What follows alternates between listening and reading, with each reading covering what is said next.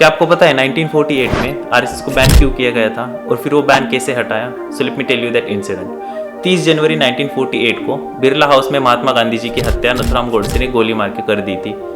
नथुराम गोडसे हिंदू महासभा, जो कि स्वातंत्र्यवीर सावरकर जी की संगठना थी, उसको ज्वाइन करने से पहले कुछ समय के लिए आरएसएस का पार्ट थे। तो सबको लगा कि इसमें आरएसएस का इन्वॉल्वमेंट होगा, इसलिए उस टाइम के prime minister Pandit Nehru and home minister Sardar Vallabhbhai Patel, इन्होंने आरएसएस के ऊपर बैन लगा दिया। जब बैन लगाया तब आरएसएस के ऑलमोस्ट 6 लाख मेंबर्स थे एंड 500 से ज्यादा शाखाएं थी।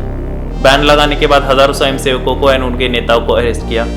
उस टाइम के आरएसएस के चीफ गोवालकर जी, उनको भी अरेस्ट कर दिया। हालांकि गोडसे के ट्रायल में बाद में आरएसएस या हिंदू महासभा के इन्वॉल्वमेंट का कुछ भी एविडेंस नहीं मिला।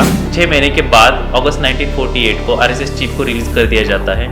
तब वो नेहरू एंड पटेल को लेटर लिखते हैं एंड उसमें कहते हैं कि ये जो बैन लगा दिया गया है वो हटाया तो संगठन उनका पूरी तरह से सहयोग करेगा। बैन हटाने की मांग पर पटेल कहते हैं कि संगठन को एक रिटर्न कॉन्स्टिट्यूशन अपनाना पड़ेगा। तब आरएसएस चीफ को नेहरू जी का एक लेटर आता है। उसमें नेहरू जी कहते हैं कि गवर्नमेंट के पास आरएसएस के इन्वॉल्वमेंट के एविडेंसेस है। तब आरएसएस चीफ जो भी एविडेंसेस है वो पब्लिकली डिस्क्लोज करने के लिए कहते हैं, लेकिन गवर्नमेंट की तरफ से कोई भी एविडेंस पब्लिकली डिस्क्लोज नहीं किया जाता। तब आरएसएस चीफ गुस्से में कहते हैं या तो आप एविडेंस दिखाओ या फिर बैन हटाओ। एंड जो भी आरएसएस वर्कर्स थे उनको कहते हैं कि गवर्नमेंट ने सस्पेंड की गई हुई शाखा वापस चालू करो, इसीलिए उनको वापस जेल भेज दिया जाता है।